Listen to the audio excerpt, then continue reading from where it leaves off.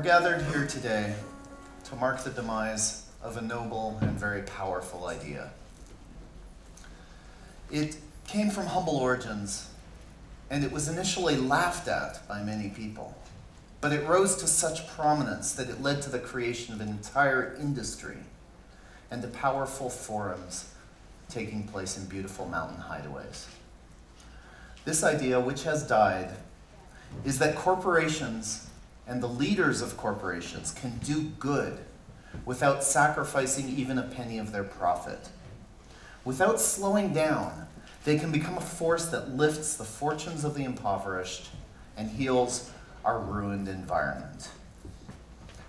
This sadly departed idea gave rise to the World Economic Forum, which is aimed to assemble the rich and powerful in a beautiful place so that they, with their billions and billions of dollars in francs and euros, can plan a better, but equally profitable world.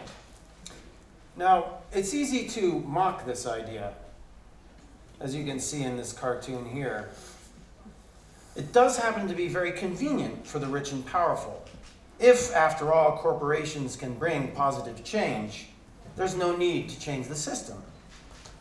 But despite that, it's also a beautiful idea. Because if only it were true, we could all relax, like this frog, in the assurance that the world was truly in good hands. We wouldn't need movements, we wouldn't need the public eye. But sadly, corporations cannot fix the world. They can't even decide to do what is obviously the right thing to do. For example, the Dow Chemical Corporation, the winner of the first Public Eye Awards in 2005.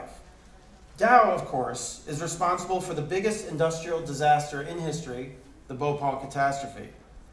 But they and their predecessor, Union Carbide, have refused for over 30 years to compensate the survivors or even to just clean up the Bhopal plant site. Why? Why aren't they doing this? They could, after all, afford to do it. Can't we imagine a day when Dow management suddenly comes to their senses and decides to simply do the right thing, to do what they know in their heart is right? Can't we imagine a Dow CEO, like Warren Anderson here, doing the obvious right thing, even though it might not be the most profitable thing to do? Well, no, we can't imagine it, because that day already came. And this is what it looked like. Please play the video. I think it's the next slide. Yep. I'm very, very happy to announce that for the first time, Dow is accepting full responsibility for the Bhopal catastrophe. We have a $12 billion plan to finally, at long last, fully compensate the victims, including the 120,000 who may need medical care for their entire lives, and to fully and swiftly remediate the Bhopal plant site. Jude, that's good news that you have finally accepted responsibility. Some people would say too late. It's 3 years, yes. Almost 4 years on. I would say that it's better late than never. And I would also like to say that this is no small matter, Steve. This is the first time in history that a publicly owned company of anything near the size of Dow has performed an action which is significantly against its bottom line simply because it's the right thing to do. And our shareholders may take a bit of a hit, Steve, but I think that if they're anything like me, they will be ecstatic to be part of such a historic occasion of doing right by those that we've wronged. Just to reiterate what Jude Finisterra, the spokesman for Dow Chemicals, has just said, he says Dow Chemicals now fully accept responsibility for the events in Bhopal 20 years ago, and they will cooperate in future legal action. So that obviously wasn't a real Dow representative. That was me, Andy. It was about 11 years ago when we were accidentally invited to speak as Dow by the BBC on the 20th anniversary of the Bhopal catastrophe. We had a fake website, it's a long story. But what's really interesting is that right after this announcement, was made to 300 million people, according to the BBC. When the world and all the news channels falsely thought that Dow was doing the right thing, people worldwide screamed with delight, even in the BBC offices. Everyone screamed with delight except, next slide, the markets. This is what the markets were doing. Dow lost about $2 billion of stock markets within minutes of the announcement.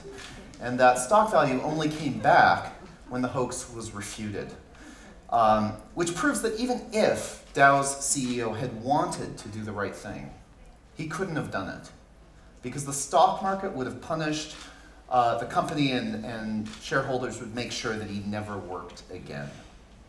So it's no wonder that in the 44 years that the WEF, the World Economic Forum, and the ideas behind it have been operating, inequality has risen.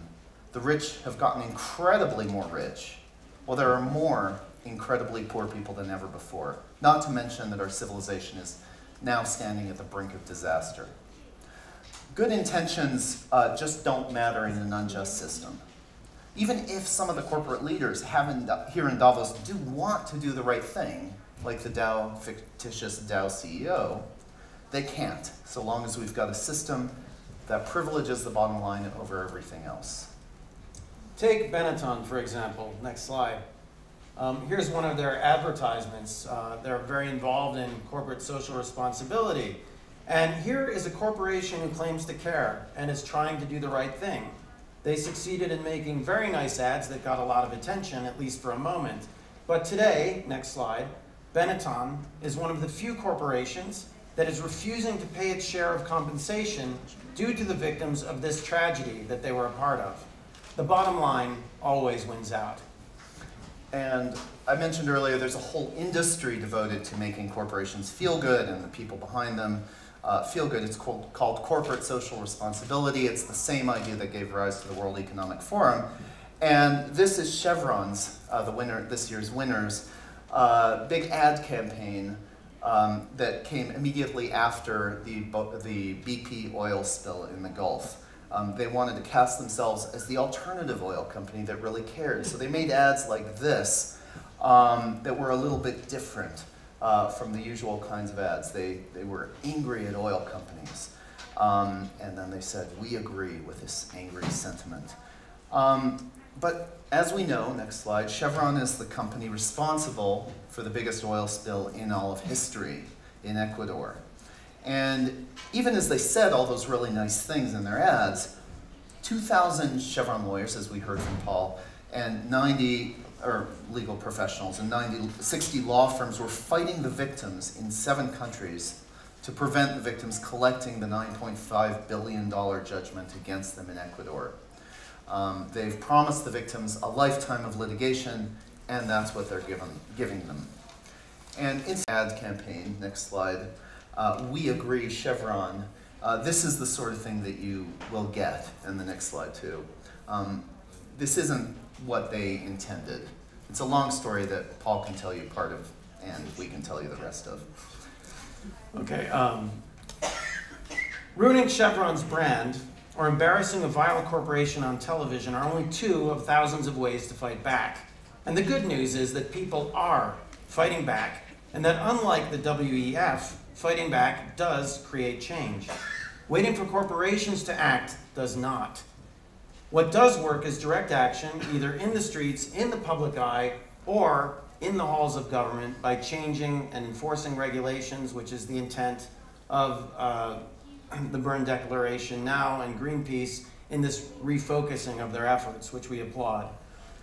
We need to remember that pretty much all the good things we've got, the 8-hour workday, minimum wage, children not working, civil rights, equal rights for women, as you see in the slide here with the suffrage movement, gay marriage, the end of slavery, all these things happened not because of Davos people wanting to do something good, to do something benevolent, but because people like you, people of the public, rose up to make it happen and push their governments to do what everyone knows to be right, to hold them accountable. And sometimes those people rising up, by the way, didn't behave well. That's as it should be. We'd like to end with a vision of a world where we've gotten our government to do the right thing. What we know is right and what we know the world needs, what we the people know our world needs. And the next slide we can play this video.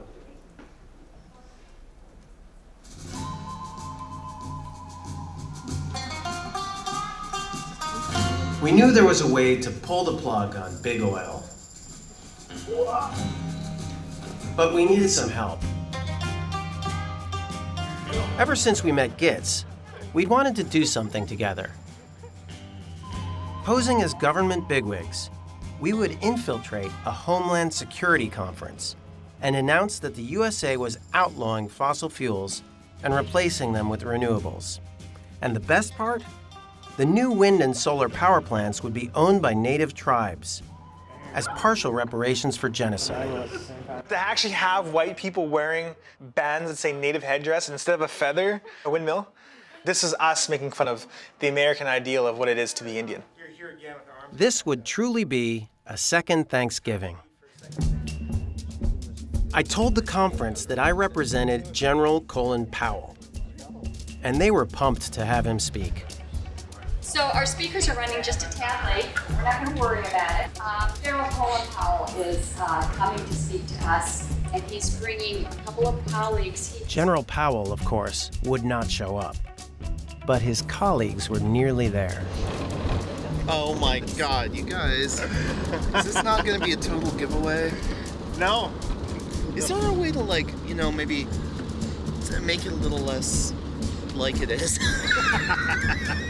Who's the other presentation? Well, the Admiral, and he's followed by the Deputy of the Secret Service. So you've got two, like, exceedingly senior people. Okay. Yeah. All right. Well, I'm going to just confirm with them because he's so late. I'm beginning to wonder what's going on. Mr. Benedict Waterman. Hi, I'm Barbara Alexander. I'm so glad to meet you. Hello. Hi. I'm nervous. Me and Tito are sitting down. We're trying to make small talk. Have you ever tried yoga? No, not yet. I need to. I'm having a hard time finding the yoga pants that'll fit. That's the most weight I've ever seen on a thing. He's a scientist, so it's... Does he do like a lot of hacks? Like, somebody went. I don't know. That is a bad hair day. These guys weren't exactly tree-hugging eco-freaks. We had an aspiring Republican congressman, a two-star general, lots of defense contractors, and weird security guards in trench coats. How would they react to an energy revolution? Our first speaker is Undersecretary of Policy Implementation at the Department of Energy, Mr. Benedict Waterman.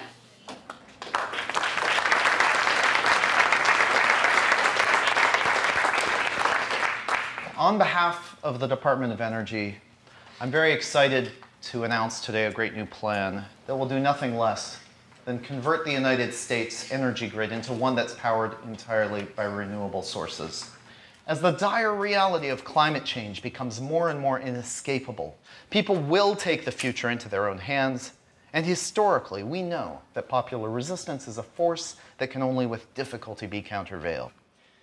A revolutionary energy program today is easier than a real revolution tomorrow. By 2030, America will produce 100% of our energy from renewables, establishing us once again as a global leader in confronting the supreme challenge of climate change.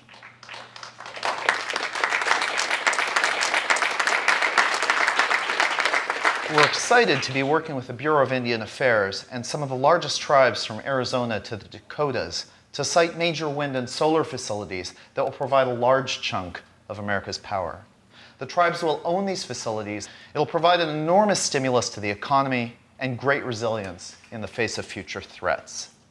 It's time for a second Thanksgiving.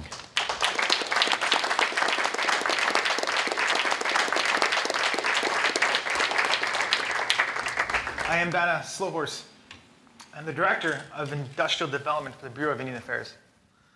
I am a member of the Wennabe Nation. Joining me is my nephew here. He's a fire chief, he's a war chief, a water chief, and he's actually also a midwife. He helps young mothers. There's a long sordid history between the Americans and indigenous peoples. And it always hasn't been a beneficial relationship, at least not to us. For the first time, we have a voice, and we will own, truly own, this new energy production. And that's progress. And it'll build us a stronger economy, a brighter future. It will give something to our children. There was a lot of work done on Benedict's task, because we want to acknowledge and honor that. And so I actually went and killed a deer. I tanned the hide myself. Give you this gift. That was good. To mark this grand occasion between our two peoples, we want to acknowledge this with a round dance. And I encourage everybody to join us together. Form a circle around all this, if possible. All the way around. Yeah, we can do all the way around. Okay.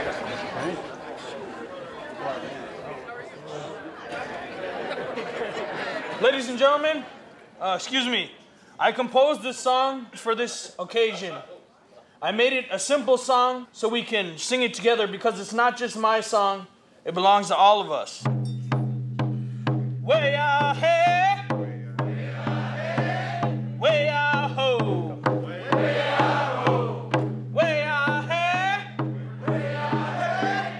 way out ho, way out ho, way out here now, way out here now, way out ho ho ho, way out ho ho ho. The sun gon' shine, the sun gon' shine, the wind gonna blow, the wind gonna blow.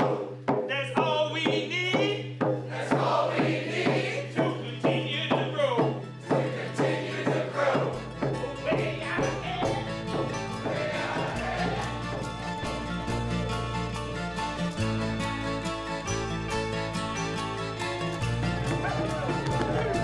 It would be worthwhile, I think, get an opportunity to perhaps, chat with you or your staff, or whoever you deem appropriate. What kind of effect do you expect this to have on the share price of the energy companies today? This is ultimately going to benefit the economy tremendously. Great. Thank you. Okay. Thank you so much. How did the midwifery come about for you? So, yeah, I have a lot of sisters and a lot of grateful nieces and nephews. Definitely. So we're part of Northrop Grumman. We're a large business, but very interested in seeing how we can support this novel cause. It's fantastic. So excited. Yeah, this is outstanding. I feel really good. It's a very emotional day. Great. I was surprised to see someone from Northrop Grumman acting so excited. You weren't talking about weapons, you're talking about renewables. You know, surprisingly enough, most people are not megalomaniacally insane. Even people who work for Northrop Grumman. And if they're given the opportunity to do what they actually believe in their hearts is the right thing, they go with it.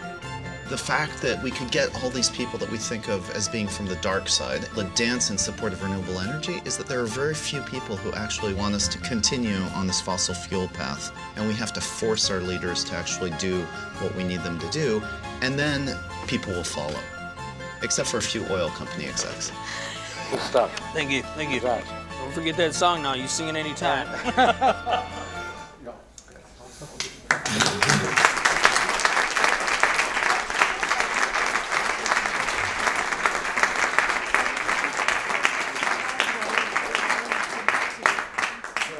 Thank you. I point out that that audience of defense contractors, U.S. military personnel, was in a lot of ways much less involved in philanthropy than the group that's right now inside the cage over there meeting at the World Economic Forum.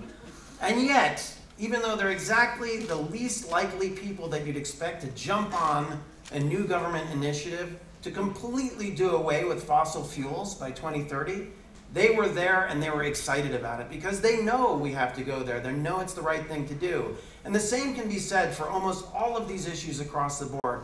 People know that when human rights are being abused, they're supposed to try to stop that, to fix that. But they're locked into this system. And the WEF is a part of that system, even if they're trying to do good in small ways. So the point is, even the people at the WEF would also be dancing for a truly just system. The same way that these guys got up and did the circle dance, if somebody got up tomorrow and said, all right, governments, we are outlawing all these bad business practices that are causing suffering, that are degrading the environment, they would get up and cheer as well, and they would compete on a level playing field just as they had before.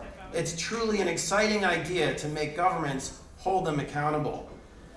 Despite the pretense, of the WEF, we and our governments are the actual leaders here. Yeah, that's what we would have to remember to make that happen. We can't wait for them to do it and dance in a circle. We've got to make the changes, and then they will dance in a circle. We're the actual leaders.